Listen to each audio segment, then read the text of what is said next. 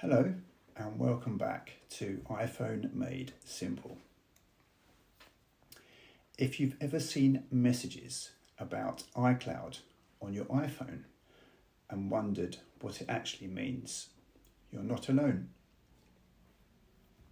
So in this video, I'm going to explain what iCloud is and how it helps keep your information safe and available. Nothing we look at today will change any of your settings. So section 1, what iCloud actually is. iCloud is Apple's secure online storage. It keeps copies of things like photos, contacts, passwords and other information. Think of it as a backup, but it's just stored online. Section 2.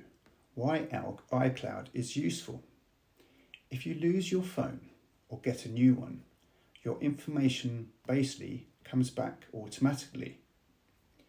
For example, your photos or your contacts or your notes. It just works quietly in the background. Section 3. Where to see it. These are the steps.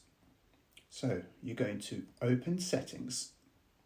Tap your name at the top, then you're going to tap iCloud.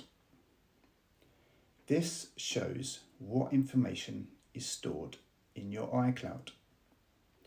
You don't need to change anything here. iCloud is simply there to help keep your information safe.